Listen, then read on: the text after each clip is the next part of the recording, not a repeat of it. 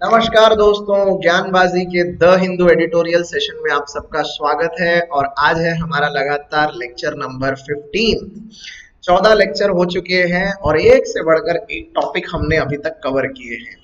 फिर चाहे वो प्रशांत भूषण का 1 रुपए वाला केस हो, फिर चाहे वो कोरोना वैक्सीन हो, फिर चाहे वो राम अयोध्या विवाद हो, या फिर वो women property right by birth वाला इशू क्यों ना हो, हमने सब कुछ द हिंदू में बहुत ही पावर पैक तरीके से विथ वोकैबुलरी और शानदार रीडिंग में कवर किया है। वैसे हमारी जर्नी लगभग लगभग आधी होने को आई है और इतनी ही जर्नी और बाकी है, तो अभी आने वाले दिन में और भी बहुत सारे लेक्चर्स हैं। ऐसे ही शानदार टॉपिक पर आपके लिए हम कोई ना कोई लेक्चर लेकर आते रहेंगे। द हिंदू की एडिटोरियल सीरीज में आपको बहुत सी चीजें एक साथ सीखने को मिलती है दोस्तों, याद रखिएगा। हम यहाँ पर आपकी रीडिंग डेवलप कर रहे हैं। इस रीडिंग को डेवलप करने के पीछे हमारा उद्देश्य सिर्फ इतना ही है कि आरसी पैसेज में जो भी आपको लंबे लंबे क्वेश्चंस आएंगे, लंबे लंबे पैराग्राफ्स आएंगे, आपको वो समझने में आसानी जाए। अब आपको कोई कछुए और खरगोश की कहानी तो पूछी जाएगी नहीं। बैंकिंग की एग्जाम, एसएससी की एग्जाम, रेलवे की एग्जाम या फिर एमपीएससी की ही एग्जाम, पैसेजेस का लेवल दिन ब दिन कठिन होता जा रहा है। और इसके लिए जरूरी है कि आपकी रीडिंग काफी कॉम्प्रिहेंसिव और वर्सटाइल हो। राइट दोस्तों, आपको एक और बात मैं आज जरा समझा देता हूं। आपने अक्सर देखा होगा कि साइंस एंड टेक्नोलॉजी पर, रिसर्च एंड डेवलपमेंट पर, इकोनॉमिक्स के टॉपिक पर, पॉलिटिक्स के टॉपिक पर, नेशनल इश्यूज पर, इस तरह के मुद्दों पर आरसी के पैसेजेस ज्यादा आते हैं। और इसके लिए जरूरी है कि द हिंदू एडिटोरियल को जरूर जरूर पढ़ा जाए। मैं ये तो नहीं कहता कि द हिंदू एडिटोरियल पढ़ लेने से आपके आरसी के पैसेज के हर क्वेश्चन सॉल्व हो जाएंगे, लेकिन इतना दावे से कह सकता हूं कि इससे आपकी स्पीड बहुत ज्यादा बढ़ जाएगी। क्वेश्चन के आंसर लाने के लिए आपके पास स्मार्ट तरीके रहेंगे। पहले से ही विषय के बारे में मालूम होगा तो you will be very very थरा। बहरहाल दोस्तों, आरसी के पैसेज के साथ साथ वोकैबुलरी डेवलपमेंट भी होता है। उसके साथ साथ शानदार जीके कंटेंट आपको बताया जाता है लाइन बाय लाइन पढ़ के। जीडी के लिए आपको पावरफुल कंटेंट मिलता है, एसे राइटिंग के लिए पावरफुल कंटेंट मिलता है। और इतना ही नहीं दोस्तों, अगर आपने इंटरव्यू में ये बोल दिया कि मैंने इतने सारे द हिंदू एडिटोरियल सेशन पढ़े हैं क्योंकि मुझे रीडिंग का एक अच्छा इंटरेस्ट है, ट्रस्ट मी, आपके लिए ये एक बहुत बड़ा प्लेटफॉर्म होगा जहां पर आप सीधे लॉन्ग ऑन के ऊपर से छक्का मार सकते हैं। बहरहाल दोस्तों, चलिए आज का हमारा अंक जो है बहुत ही स्पेशल है। आप सबको पता है भैया, अच्छे दिन आ गए, मालूम है कि नहीं? अरे कल से आए ना अच्छे दिन। हाँ, कल गणपति बापा बहुत बढ़िया आशीर्वाद देके गए हैं। 23.9% से जीडीपी कोलैप्स हुई है। बताओ, मैंने मेरे जीवन काल में ना ये कभी देखा, ना मैंने इतिहास में कभी इस तरह की चीजें पढ़ी, एटलीस्ट भारत के केस में। हाँ, अब प्रथम विश्व युद्ध, द्वितीय विश्व युद्ध के समय इस तरह का माहौल हो सकता है, लेकिन अब कोरोना ने जो पिटाई की है, वाह वाह वाह वाह, मतलब क्या बताएं। हो सकता है कि अब एक ऐसा दिन भी आए जहां पर आपको हर कोई बेरोजगार नजर आ रहा है, हर कोई, फिर चाहे वो मिडिल क्लास के लोग हो, फिर चाहे वो यूनिवर्सल बेसिक इनकम वाले हो, सारे के सारे, भगवान ना करे ये दुर्दैव हो जाए, लेकिन जैसी परिस्थिति चल रही है, हम ये कह सकते हैं कि कोरोना के साथ साथ सरकार की गड़बड़ियां भी बहुत ज्यादा सामने आ रही है। ऑलराइट, इनएविटेबल कोलैप्स, कोलैप्स का मतलब होता है किसी भी चीज का गिर जाना, और इनएविटेबल का मतलब होता है जिसे रोका ना जा सके। तो स्वाभाविक सी बात है, एक ऐसा कोलैप्स जिसको हम रोकने में असमर्थ थे। राइट, अब कोई ये कह ले कि हाँ भाई ये सब तो हुआ, ये तो कोरोना की वजह से हुआ है, वो तो स्वाभाविक है, अमेरिका की इकोनॉमी 32% से गिर गई। अरे यार, लेकिन समय रहते आपने लॉकडाउन लगाया था ना। आपने तो 45 से 60 दिन का लॉकडाउन लगाया, आपने 20 लाख करोड़ रुपए का पैकेज लाया, आपने बैंकों को बोला कि सस्ते में लोन बांटो, आपने रिजर्व बैंक को 115 बेसिस पॉइंट से रेपो रेट कम करवाया। अब इतना सब कुछ कर देने के बावजूद भी अगर क्रेडिट नहीं दिए जा रहे हैं, लोग कंज्यूम करने को ही तैयार नहीं है, जीडीपी उठने को ही तैयार नहीं है, तो इकोनॉमी का तो भट्टा बैठना ही है ना यार। अब ये मेरे जैसा आम इंसान अगर समझ सकता है तो स्वाभाविक सी बात है कि बड़े बड़े अर्थशास्त्रियों को ये बात तो काफी पहले से समझ में आ गई होगी। वैसे आपको एक और अपडेट दे देता हूँ लेक्चर शुरू करने से पहले। आपको पता है ना एसएससी और रेलवे को लेकर सारे टीचर सारे स्टूडेंट, वो तो कोरोना का काल है इसीलिए, नहीं तो ऑनलाइन में तो सबके मन में आग लगी हुई है और भयानक तरीके से लोग इस समय सरकार पर नाराज हैं। मन की बात, जो मन की बात करते हैं ना मोदी जी, उस मन की बात में मोदी जी को जो डिसलाइक्स मिले हैं उससे शायद उनकी रात की नींद हराम हो गई होगी, उनकी नींद खुल गई होगी, शायद उनको ये समझ में आ गया होगा कि अब लोगों को मन की बात नहीं जन की बात चाहिए। मुझे एक बहुत अच्छा व्हाट्सएप पे जोक आया था, एक आदमी ने लिखा था कि आगे से ना किसी शादीशुदा आदमी को ही प्रधानमंत्री बनाना चाहिए, क्योंकि मन की बात आप अपनी बीवी से करो, बाकी पब्लिक से तो आप जन की बात करो भैया, जनता की बात सुनने कोई खाली नहीं है यार। बताइए अगर ऐसा चलता रहा तो क्या होगा, बेड़ा गर्क। बहरहाल बहुत सारी बातें हैं मन में, दुनिया भर का फ्रस्ट्रेशन भरा हुआ है दोस्तों। अब हम क्या करें, इतनी बेकार जीडीपी की परिस्थिति हमने तो कभी नहीं देखी थी, लेकिन देखने को मिल रही है। क्वार्टरली फॉल है लेकिन देखने को मिल रहा है। चलिए अब आपको आसान शब्दों में समझा देते हैं कि दरअसल ये मामला क्या है, हुआ क्या है। Okay, so let's begin with our work. तो दोस्तों ये है आज का आर्टिकल, इनएविटेबल कोलैप्स, जिसका मतलब मैं आपको बता चुका हूं ऑलरेडी। इसका मतलब होता है एक ऐसा पतन जिसको आप रोक नहीं पा रहे हैं या जिसको आप रोक नहीं पाए। अब 23.9% से जीडीपी सिकुड़ गई है। अब ये मामला दरअसल क्या है और बैंकिंग के बच्चों को इसको कैसे समझना चाहिए, ये क्यों जरूरी है, मैं आपको सिर्फ 5 मिनट में समझा रहा हूं, क्योंकि ये द हिंदू का एडिटोरियल है। इसके ऊपर मैं वादा करता हूं आपके लिए बहुत शानदार कंप्रिहेंसिव लेक्चर लेकर आऊंगा।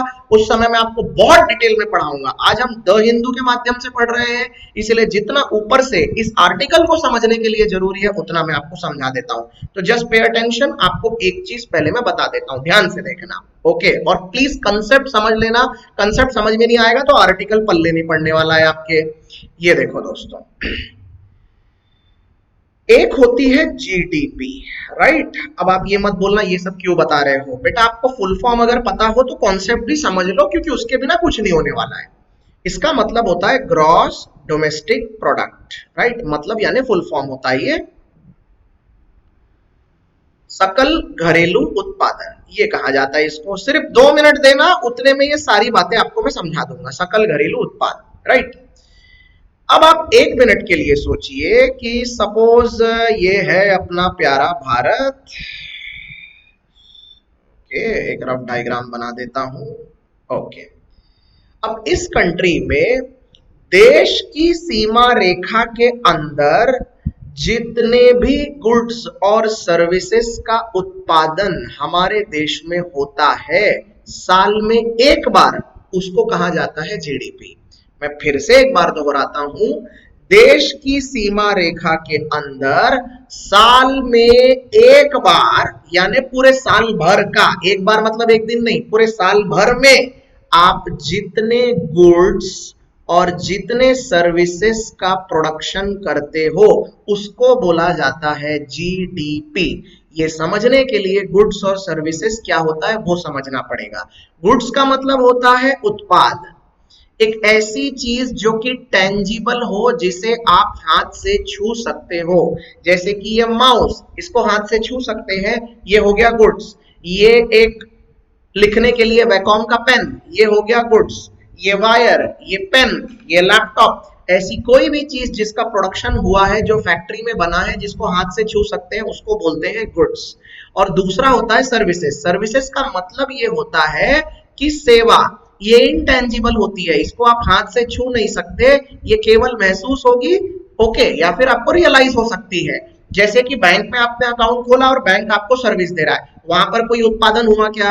नहीं। मैं आपको लेक्चर ले रहा हूं, आपको कुछ समझाने की कोशिश कर रहा हूं, आपको कोई इंफॉर्मेशन मिल रही है, कोई नॉलेज मिल रहा है, तो ये दिया हुआ ज्ञान क्या है? इंटेंजिबल, उसको छू नहीं सकते। सॉफ्टवेयर कंपनी सॉफ्टवेयर बना रही है तो वो सॉफ्टवेयर को तो आप छू नहीं सकते, तो वो हो गया इंटेंजिबल। रेलवे वाले ट्रेन चला रहे हैं, यात्रियों को एक जगह से दूसरे जगह लेकर जा रहे हैं, वो हो गई एक इंटेंजिबल सर्विस, तो ये होती है सर्विस। अब आप एक कॉमन सेंस से समझो कि हमारे देश में आखिर ये गुड्स और सर्विसेज का उत्पादन होता होता क्यों है? वो इसीलिए होता है क्योंकि गुड्स और सर्विसेज की डिमांड होती है। अरे भैया, मैंने लिखने के लिए ये वैकॉम खरीदा, ये सामने कैमरा लगाया, ये इसलिए क्योंकि मुझे पढ़ाना है और उस चीज की डिमांड है। अगर आप कोई भी चीज खरीद रहे हो, कपड़े खरीद रहे हो, घड़ियां खरीद रहे हो, लैपटॉप खरीद रहे हो, कोई भी एक छोटी सी सामान भी अगर आप खरीद रहे हो तो उस चीज की बाजार में डिमांड है, इसीलिए आप खरीद रहे हो, राइट? तो गुड्स और सर्विसेज की डिमांड जितनी ज्यादा बढ़ेगी उतनी ज्यादा जीडीपी बढ़ती जाएगी। अब एक आखिरी बात और, जीडीपी हमारे देश में कोरोना काल के पहले कितनी थी? याद है क्लासरूम में मैं बताया करता था 2.9 ट्रिलियन डॉलर्स की जीडीपी, 2.9 खरब, अरब नहीं खरब डॉलर की जीडीपी। इतनी जीडीपी यानी मैं ये कह सकता हूं कि इतने रुपए के बराबर बराबर का गुड्स और सर्विसेज का उत्पादन हमारे देश में हो रहा है, ये मैं बोल सकता हूं। अगर इतने रुपए के बराबर बराबर का गुड्स और सर्विसेज का उत्पादन हमारे देश में हो रहा है तो मैं कह सकता हूं कि इतने रुपए की डिमांड हमारे देश में जनरेट हो रही है, बराबर? ये डिमांड जो जनरेट हो रही है, इस डिमांड को एक साल में कैलकुलेट करने के साथ साथ 4 अलग अलग क्वार्टर्स में कैलकुलेट किया जाता है। क्वार्टर 1 शुरू होता है अप्रैल से लेकर जून तक, क्वार्टर 2 शुरू होता है जुलाई से लेकर जुलाई अगस्त सितंबर तक, क्वार्टर 3 शुरू होता है अक्टूबर से लेकर दिसंबर तक, और क्वार्टर 4 शुरू होता है जनवरी से लेकर मार्च तक। ये होता है फाइनेंशियल ईयर, जो कि आपको पता है, राइट? यहां तक समझ में आया? हुआ ये कि कोरोना काल ने इतनी बुरी पिटाई की, लोगों की गुड्स और सर्विसेज की डिमांड इतनी कम हुई। डिमांड इसीलिए कम हुई क्योंकि लोग धंधा बंद करके बैठे हैं, घर बंद करके बैठे हैं, कंस्ट्रक्शन के काम बंद चल रहे हैं, ट्रांसपोर्टेशन बंद चल रहा है, दुकानें बंद हैं, लोग अपना काम धंधा सब कुछ बंद करके बैठे हैं। तो एक चाय वाले से लेकर तो एक बहुत बड़े बड़े एविएशन सेक्टर के हवाई जहाज तक सबके सब कोरोना की चपेट में आ गए हैं। तो नतीजा ये हो गया है कि डिमांड गिर गई है, उसके ऊपर से लोगों की जेब में पैसा भी नहीं है क्योंकि सैलरी मिली नहीं है। तो उस वजह से गुड्स और सर्विसेज का उत्पादन जो होता है वो धड़ाम से नीचे गिरा है। तो हमें लगा था कि करीबन करीबन 18% से गिरावट आएगी, इस बात का तो अंदाजा था ही, लेकिन to the surprise of everyone ये लगभग 24% हो गया, 23.9%। ये है पूरा का पूरा मामला। अब आप बोलेंगे तो सर इससे क्या फर्क पड़ता है? बेटा फर्क इतना पड़ता है कि हो सकता है कि आने वाले 3-4 साल तक ये ठीक ना हो, और अगर वैसा हुआ ना, मैं आपको एक बात बता दूं, 20 साल से 26 साल के युवाओं पर इसका सबसे बुरा असर पड़ने वाला है, क्योंकि जॉब्स नहीं निकलेंगे। आप जॉब करोगे कहां? अगर बैंक में अकाउंट ओपन की डिमांड होगी तब तो आपको जॉब मिलेगी, अगर रेलवे में और ज्यादा डिमांड होगी तब तो नई नई ट्रेन शुरू होगी और लोगों को जॉब मिलेगी, अगर लोगों के पास पैसे होंगे खाने पीने के लिए तब तो रेस्टोरेंट खुलेंगे। हर चीज डिमांड पे टिकती है इस मार्केट में, हर चीज डिमांड पे। ओके, एक लेवल के बाद अगर आप सोच लीजिए कि कोई भी बच्चा कॉम्पिटिटिव एग्जाम की तैयारी करने को तैयारी नहीं है क्योंकि गवर्नमेंट वैकेंसी नहीं निकाल रही है, तो इस लेक्चर का हम करेंगे क्या? कुछ भी नहीं। ऑब्वियस सी बात है, सारे के सारे टीचर्स दिल्ली में इसी बात पे नाराज है क्योंकि ना एसएससी की वैकेंसी निकल रही है, ना रेलवे की वैकेंसी निकल रही है, और बच्चा है कि सिलेबस कंप्लीट करके चुपचाप हाथ पे हाथ धर के बैठा हुआ है, ये सोच रहा है कि अरे भैया एग्जाम कब होगी, और मीडिया है कि उसको इस बात की खुशखबरी देने से ही फुर्सत नहीं है कि अनुष्का के घर में एक नया बच्चा आने वाला है, वो हरी चटनी खा रही है, लाल चटनी खा रही है। बताओ, बेड़ा गर्क हो यार लोगों का। मतलब देश में चल क्या रहा है और इनकी समस्याएं क्या चल रही है, ये है पूरा का पूरा मामला। ये आपको समझ में आया? 18 से 24%, 18% हमने अज्यूम किया था कि गिरावट आएगी, आई है गिरावट 24% की। ये क्लियर हो गया, राइट? तो जीडीपी आपको समझ में आ गई। फिर से एक बार जाते जाते बता रहा हूं, anything which we produce within the boundary of a country for a period of 1 year in terms of goods and services, that is called GDP। देश की सीमा रेखा के अंदर जितने भी उत्पादन और सेवाओं का हम निर्माण करते हैं साल में एक बार, यानी साल का पूरा कंप्लीट, उसको हम जीडीपी कहते हैं। भारत की जीडीपी कितनी थी? 2.9 ट्रिलियन डॉलर्स, राइट? इस क्वार्टर में कितनी गिर गई? 23.9%। पहले ये बात भी याद रखना कि ये जो 23.9% है ये केवल इस क्वार्टर की जीडीपी गिरी हुई है, ओके, पूरे एक साल की नहीं। तो ये थोड़ी बहुत तो रिकवर करेगी क्योंकि दुकानें खुलेंगी, धंधे खुलेंगे तो ये रिकवर करेगी, लेकिन जो भट्टा बैठा है जो गड़बड़ियां हुई हैं वो किसी से अछूती नहीं है। अब ये आपको क्लियर हो गया। अब जरा चलते हैं हम आज के आर्टिकल पे, अब आपको ये पानी की तरह समझ में आ जाएगा। ऑलराइट, तो let us start. With COVID-19 hitting private consumption, demand recovery will hinge. Hinge का मतलब होता है लटकाना। hinge का मतलब होता है लटकाना, किसी खूंटी पे टांग देना।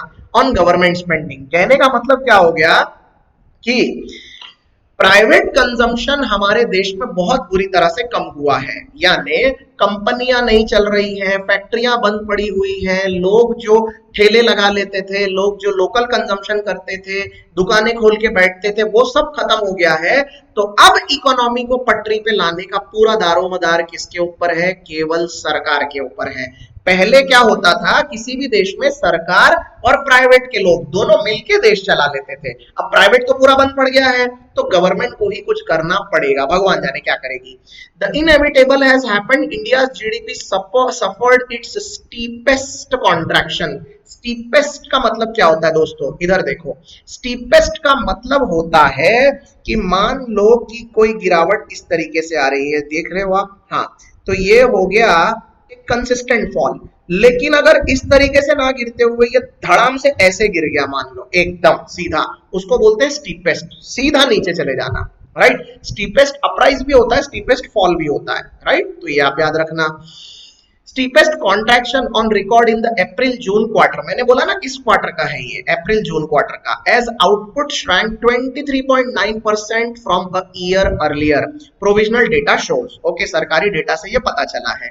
It is evident that the stringent कोविड-19 lockdowns enforced through the first third of the quarter and substantially in May hollowed out demand। मैं जो बोल रहा था बराबर वही बातें कर रहा है ये बोल रहा है कि ये बात तो एकदम स्पष्ट पता चल रही है कि कोविड-19 और लॉकडाउन के वजह से जो इस तिमाही में, इस क्वार्टर में जो डिमांड घटी है या डिमांड हॉलो हो गई है, खोखली हो गई है, उसका असर है ये। तो क्या हो रहा है आगे देखते हैं। प्राइवेट कंजम्पशन, इधर देखो, हाँ, private consumption spending, which accounts for almost 60% of GDP, contracted 26.7% as consumers absorbed almost all discretionary spending। अब इसका मतलब मैं आपको समझा देता हूं, आप ध्यान से सुनो। हमारे देश में अगर गुड्स और सर्विसेज की डिमांड 100 रुपए की है, मान लो, तो 100 रुपए का उत्पादन हो रहा है।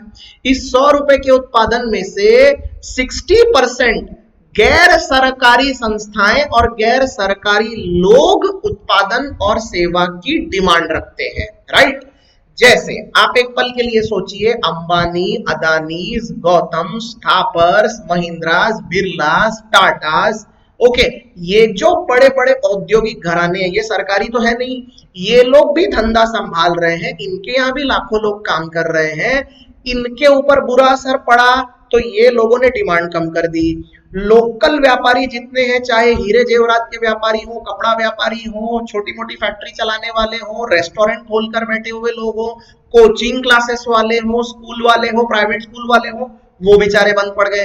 तो हमारे देश में हर 100 रुपए में से 60 रुपए यही लोग कमाते हैं, ये प्राइवेट वाले। राइट, तो वो जो 60 रुपए कमाने वाला वर्ग है, उसके 60 रुपए गिर के 26.7% से गिर गए हैं। तो आप माइनस कर लो, तो उतनी भयानक गिरावट आने के वजह से जीडीपी का भट्टा बैठ गया है। समझ में आ रहा है आपको? And exports which contribute to a fifth of GDP and reflect overseas demand of Indian goods and services shrank by nearly 20%। तो भैया 20% ही तो होता है 1/5। अगर वो पूरा का पूरा ही खत्म हो गया तो बस गई भैंस पानी में, और क्या।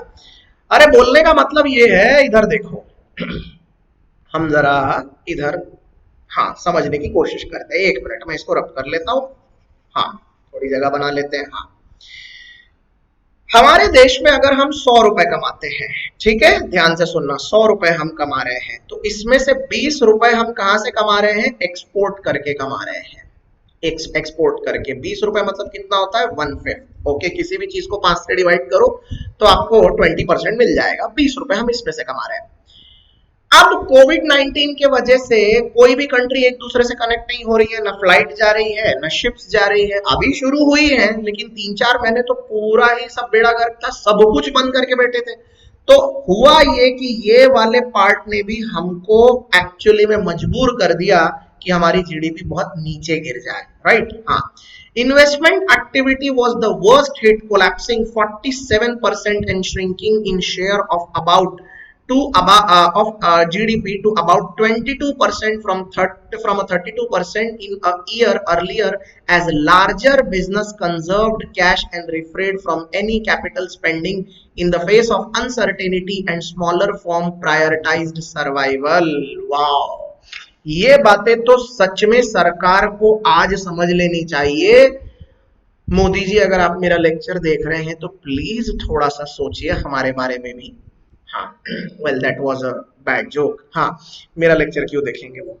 अब कहने का मतलब ये हुआ कि हमारे देश में जो प्राइवेट इन्वेस्टमेंट होता है, ओके, अब आपको फिर से टेक्निकल बात समझानी पड़ रही है, इसीलिए प्लीज थोड़ा पेशेंस रखिए।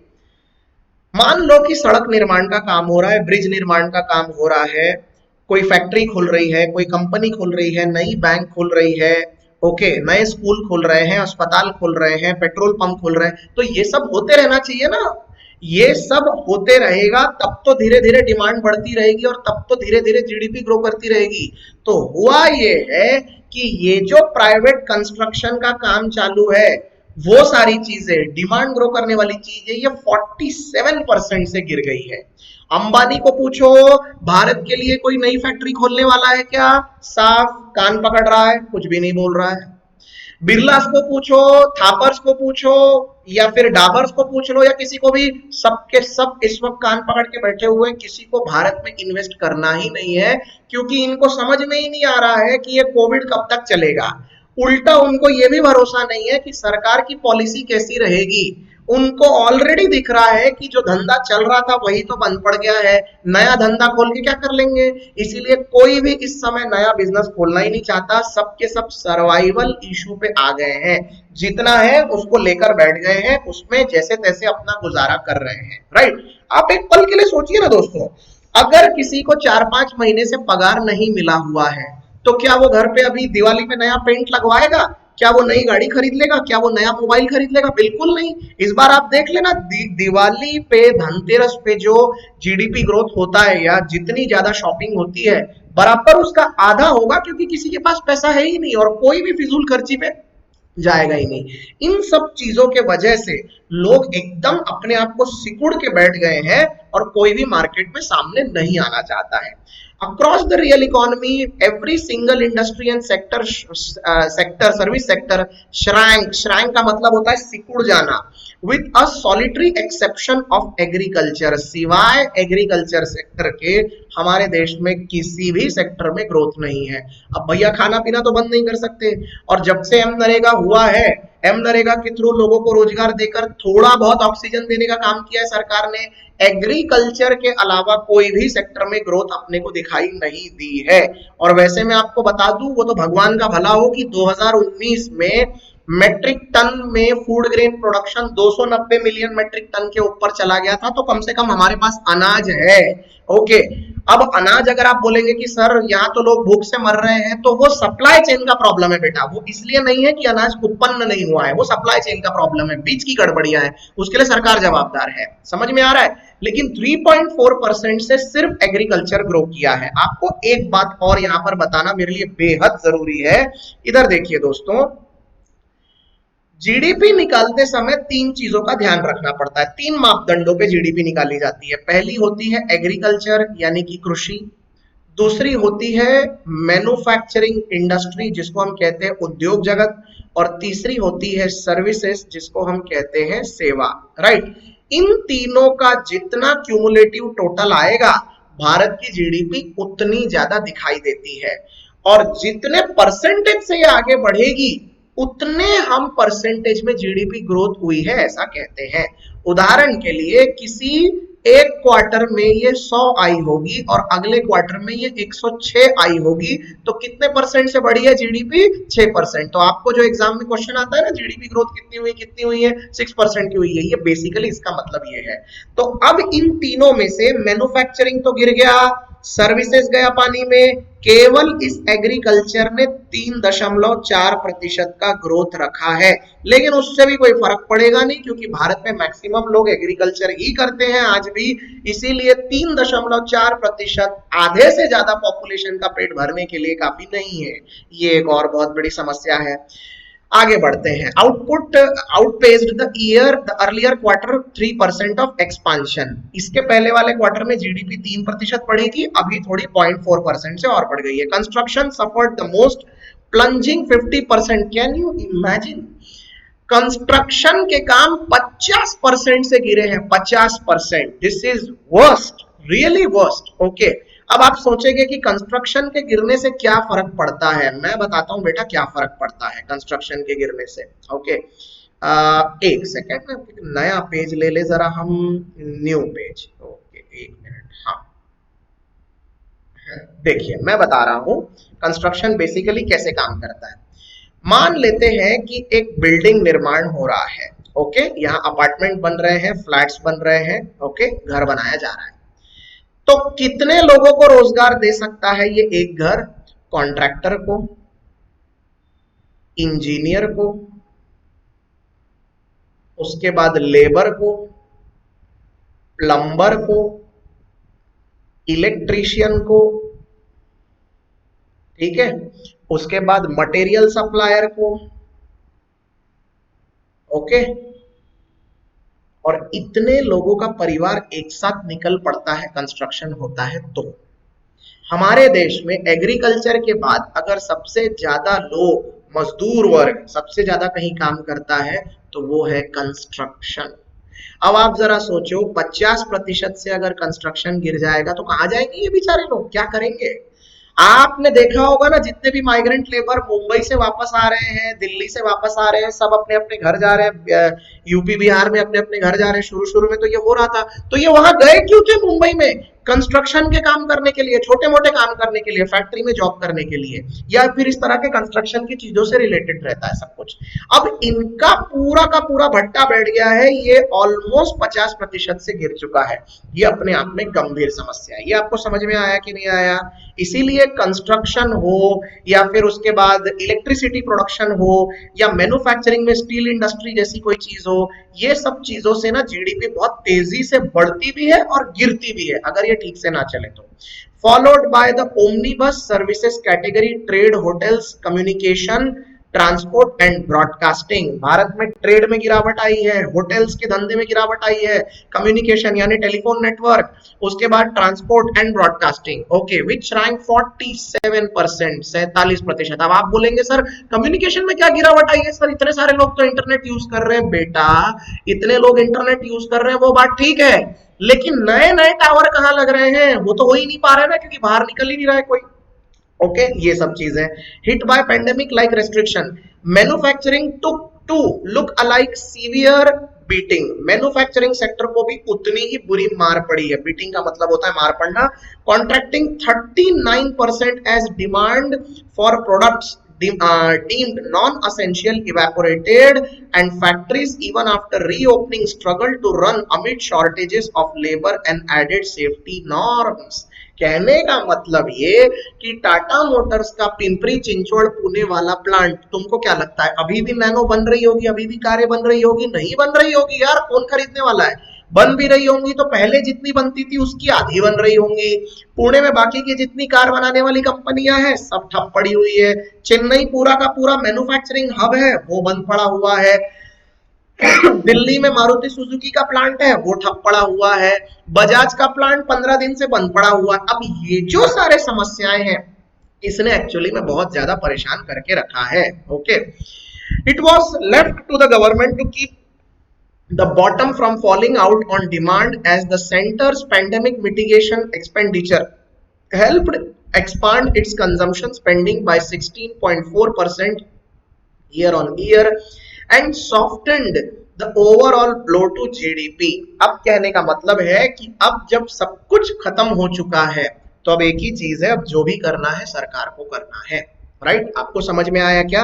अब इस बात को समझने की एक ढंग से आप कोशिश करिए कि मैं एग्जैक्टली क्या बोलना चाह रहा हूं। ओके, ये आखिरी एक्सप्लेनेशन होगा ताकि आपको एक ढंग से चीजें समझने में आसानी जाए। इधर देखिए दोस्तों, इतना बड़ा देश है हमारा, तो अब इस देश में हर चीज केवल सरकार के भरोसे होगी क्या? नहीं। हमारे देश में सरकार की जितनी कंपनियां हैं उसको हम बोलते हैं पीएसयूज, राइट? वो भी उत्पादन करते हैं, वो भी नौकरियां देते हैं। इसके बाद प्राइवेट सेक्टर की भी कंपनियां हैं और प्राइवेट सेक्टर भी उत्पादन करता है, नौकरियां देता है। और इसके बाद खुद आप और मेरे जैसे आम इंसान भी अपना छोटा मोटा बिजनेस खोल सकते हैं, वो भी लोगों को बिजनेस देते हैं, जॉब देते हैं, कोई ना कोई रोजगार निर्माण का काम करते हैं, राइट? ओके। अब एक ब्रिज बना तो हर प्रकार के ब्रिज क्या सरकार ही बनाएगी क्या? नहीं, कभी कभी एलएनटी वाले भी ब्रिज बनाते हैं। हर प्रकार के रोड कंस्ट्रक्शन क्या सरकार करेगी क्या? नहीं, कभी कभी प्राइवेट कंपनी वाले भी करते हैं। तो हमारे देश को ओवरऑल आगे बढ़ाने के लिए, डिमांड उत्पन्न करने के लिए प्राइवेट सेक्टर भी सामने आता है और पब्लिक सेक्टर यानी सरकारी सेक्टर भी सामने आता है। पब्लिक और प्राइवेट दोनों मिलकर जब चलते हैं तो उसको हम पीपीपी कहते हैं, पब्लिक प्राइवेट पार्टनरशिप। ये एग्जाम में हर बार पूछा जाता है, इसको याद रखना, पब्लिक प्राइवेट पार्टनरशिप। ओके। अब हुआ क्या है कि कोरोना के वजह से ये प्राइवेट सेक्टर और ये इंडिविजुअल बिजनेसमैन, ये दोनों बेचारे बहुत बहुत ज्यादा अब परेशान हो गए। अब इनके बस की बात बची नहीं है ठीक से ग्रो करना। ये ना तो बेचारे एक्सपोर्ट कर पा रहे हैं, ये ना तो अपना धंधा ठीक से चला पा रहे हैं, ना तो ये एक्सपांड कर पा रहे हैं, ना तो ये नई रिक्रूटमेंट कर पा रहे हैं। अब आप देखो ना, टीसीएस, विप्रो, इन्फोसिस, ये लोग क्या रिक्रूटमेंट कर रहे होंगे? नो। महिंद्रा, टाटा, मारुति सुजुकी, यहाँ पर कोई वैकेंसी निकल रही होगी? ना के बराबर कुछ भी नहीं। तो ऐसे में क्या होगा, अगर ये दोनों अगर पीछे रह गए तो अकेले सरकार को हनुमान की तरह या फिर कृष्ण की तरह पूरा पर्वत अपने सर पे उठाना पड़ जाएगा। तो यही बोला जा रहा है कि अब इकलौती उम्मीद केवल सरकार से ही है। तो सरकार अकेले क्या करेगी? सरकार निकालेगी, रेलवे की वैकेंसी निकालेगी, सरकार इलेक्ट्रिसिटी बोर्ड में वैकेंसीज निकालेगी, सरकार बैंकिंग में वैकेंसीज निकालेगी, सरकार एसएससी की वैकेंसीज निकालेगी, सरकार यूपीएससी की वैकेंसी निकालेगी, राज्य सरकार पुलिस भर्ती निकालेगी, निगम में भर्तियां निकालेगी, टीचर सर्विसेज में भर्तियां निकालेगी। अब भर्तियां निकाल के इनसे काम भी तो करवाना पड़ेगा। तो ये सारे क्षेत्रों में अब सरकार को पैसा डाल के इनको ग्रो करना पड़ेगा और ग्रो करने के साथ साथ युवाओं को रोजगार देना पड़ेगा, तब जाके ये सब कुछ ठीक होगा। अब आप ही बताओ, ये क्या जादू की छड़ी घुमा के हो जाएगा क्या? ये करने के लिए कम से कम सरकार को 1 से 1.5 साल का समय लग जाएगा, और वो भी तब जब नीयत साफ हो। और अगर उसमें नीयत खराब रही, बेड़ा गर्क है, फिर तो कुछ नहीं हो सकता। तो ये है असली प्रॉब्लम। इसीलिए बात भले एक जीडीपी की हो, हमारे लिए ये समस्या गंभीर नहीं, गौतम गंभीर हो चुकी है, right? However, with the fiscal deficit already, एक सेकेंड, हाँ, however, with the fiscal deficit already have exceeded the full year's budgeted target in just the first 4 months and revenue receipt impacted by the economic contraction, the government is unlikely to maintain a similar trend in expenditure growth over the next 3 quarters, right? Fiscal deficit का मतलब होता है सरकार के ऊपर इस वक्त कितना उधार है। डेफिसिट का मतलब होता है घाटा, कितने घाटे में चल रही है। मान लो सरकार खरीदती है 140 रुपए की चीजें, इंपोर्ट कितना कर रही है? 140, और एक्सपोर्ट कितना कर रही है? 100। तो कितने लॉसेस में है? 40%। 40, उसको बोलते हैं फिस्कल डेफिसिट। तो ऑलरेडी हमारी सरकार जो है वो शुरू के 4 महीनों से ही फिस्कल डेफिसिट के टारगेट के पीछे ही चल रही है, और अब ऐसा लगता है कि आने वाले 3 क्वार्टर तक भी ऊपर नहीं आने वाली है, यही हाल रहने वाला है। अरे यार सॉरी, एक सेकेंड, हाँ। Unless, of course, it is prepared to forsake its wanted fiscal conservatism and find innovative ways to mobilize resources. The still rising trajectory of COVID-19 infection and a high level of job losses and income erosion are also sure to retard any recovery in momentum. कहने का मतलब ये है कि कोविड-19 जिस बदस्तूर तरीके से फैलता जा रहा है, 70,000 केसेस और 75,000 केसेस पर डे, तो ऐसा लग रहा है कि आने वाले दिन में भी कुछ खास हो पाएगा, इकोनॉमी रिकवर हो पाएगी और कोविड-19 खत्म हो पाएगा। ये दोनों बातें होती हुई नजर नहीं आ रही है। Okay, if the latest survey based data from IHS market show manufacturing PMI For August signaling growth for the first time in 5 months, the same researchers finding also stress that job shedding continues at a strong rate, right? In the industry, ये IHS marketing नाम की एक firm है, इनके एक latest सर्वे के हिसाब से ये बोल रहे हैं कि जॉब शेडिंग यानी नौकरियों का जाना, नौकरियों का खत्म होना, ये कंटिन्यू रहेगा काफी दिन तक स्ट्रॉन्ग रेट पर, यानी बहुत तेजी से नौकरियां जाएंगी। Equally significantly the output numbers which are expected to undergo revision given the acknowledged difficulties in collecting data do not capture a swath of informal service sector that was severely impacted। एक और बात यहाँ पर बताना तो रह ही गया, वो कह रहे हैं कि ऐसे और भी बहुत से सेक्टर हैं जिनके बारे में अभी तक डेटा पता नहीं चला है, उनको चेक करेंगे तो भगवान जाने वहां से और क्या खराबी निकलेगी। जैसे हो सकता है कि टेक्सटाइल वालों का डेटा अभी तक आया ही नहीं है, हो सकता है कि पेट्रोलियम इंडस्ट्री में कितनी गिरावट आई है उसका डेटा आया ही नहीं है, सीमेंट इंडस्ट्री में कितनी गिरावट आई है उसके बारे में कुछ पता चला ही नहीं है, इलेक्ट्रिसिटी प्रोडक्शन कितना ज्यादा कम हुआ है पता चला ही नहीं। तो इन सब का डेटा सामने आएगा तो ये 23.9% गिर के हो सकता है 40% हो जाए। तो ये ऐसा बोलने की कोशिश कर रहे हैं, राइट। दोस्तों आप लोगों ने कल वो IBPS की रिक्रूटमेंट वाला लेक्चर देखा होगा, उसमें बार बार ये बातें सामने आ रही थी कि भाई NR निकला हुआ है, NR यानी नॉट रिपोर्टेड। तो बहुत सारी बैंकों ने अभी भी अपनी वैकेंसी NR रखी है। इसका मतलब क्या हो गया कि भाई वो जितने बैंक्स हैं उन्होंने अभी अपनी वैकेंसीज कितनी निकालनी है इस साल के लिए वो अभी तक कैलकुलेट किया नहीं है कोविड की वजह से। तो ऑब्वियसली हो सकता है कि वहां से कम भी निकले वैकेंसीज या ज्यादा भी निकले या उतनी ही निकले जितनी 2019 में थी। तो बहुत कहने का मतलब ये है कि जैसे बैंक का उदाहरण है वैसे बहुत सी और कंपनी इंडस्ट्री है जिनके अभी भी सही आंकड़े सामने नहीं आए हैं। Agriculture too faces headwinds from the form of higher than ideal rainfall in August in several key crop growing regions in western and central India and with the impact of recent farm market ordinances yet to play out। Okay, अब एक और बहुत बुरी खबर क्या है पता है? मैं पिछले 2 दिन से देख रहा हूं कि इस वक्त आगे का मौसम कैसा रहेगा, क्योंकि उसके ऊपर बहुत कुछ डिपेंड करता है। बारिश ने तो बहुत ज्यादा सताया, अब ये बोल भी रहा है कि इस बार बारिश इतनी ज्यादा हुई है कि बहुत सी फसलें सड़ चुकी हैं, राइट। दूसरी बात आपको पता है अभी आगे एक बहुत बड़ी खबर चल रही है कि इस बार जो ठंड पड़ेगी, अभी अक्टूबर से शुरू हो जाएगी ठंड, तो वो ठंड जो है वो पिछले 44 साल का रिकॉर्ड तोड़ के रख देगी, इतनी बेकार ठंड पड़ने। अब इतनी बेकार ठंड अगर पड़ेगी तो आप सोचिए फिर बची खुची फसल बर्बाद हो जाएगी। थोड़ा बहुत सब कुछ अच्छा हो जाएगा लेकिन जरूरत से ज्यादा ठंड हर चीज को फ्रोज कर सकती है। ये है हमारे लिए और दुर्दैव भरा चैलेंज। अब ऐसी समस्या में, ऐसी परिस्थिति में भगवान जाने क्या होगा। It may be a while before the end of the tunnel is cited.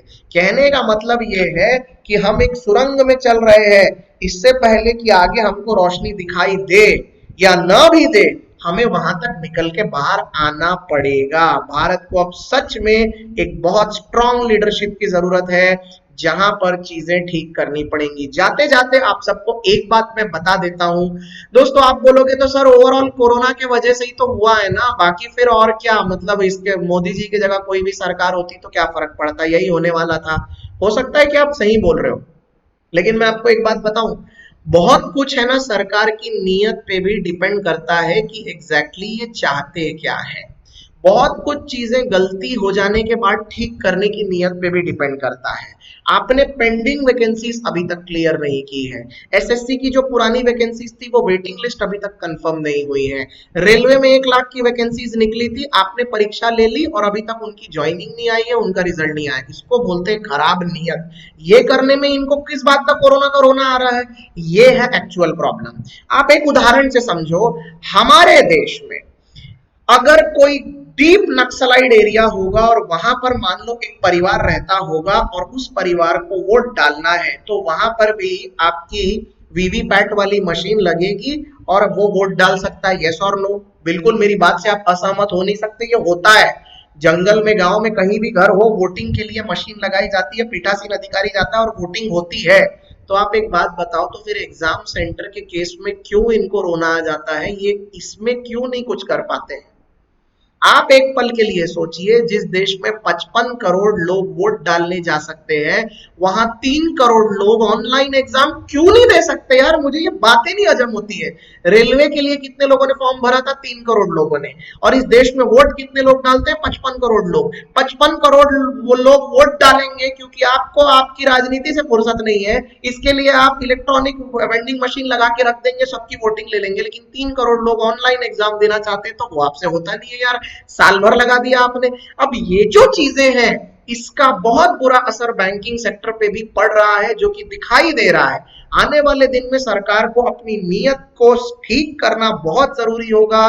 देश के युवाओं के साथ इस तरह की खिलवाड़ मुझे नहीं लगता कि ज्यादा दिन तक बर्दाश्त की जाएगी। वो तो कोविड-19 चल रहा है इसलिए लोग सड़क पे उतरे नहीं है, अदरवाइज अभी तक तो बहुत ज्यादा मुसीबत आ चुकी होती। राइट। बहरहाल दोस्तों, ये था पूरा का पूरा आज का आर्टिकल। उम्मीद करता हूं कि आपको इसमें कुछ रोशनी डालने लायक बातें समझ में आई होंगी। आशा करता हूं कि आप इसके ऊपर अपने कमेंट जरूर देंगे। अपने दोस्तों तक ये आर्टिकल शेयर करिए दोस्तों। मुझे लगता है कि आपके लिए ये बहुत जरूरी है इस तरह के मुद्दों को समझना।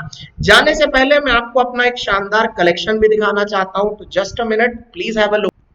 हाँ दोस्तों, तो ये है, एक सेकेंड, हाँ, ये है हमारी द हिंदू की प्लेलिस्ट, ज्ञानबाजी पर अवेलेबल है।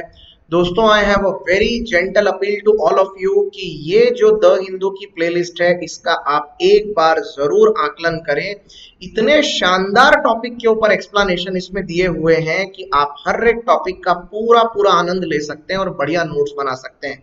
कल ही मैंने इसमें एक और लेक्चर ऐड किया है जो कि प्रशांत भूषण वाले मामले पर है।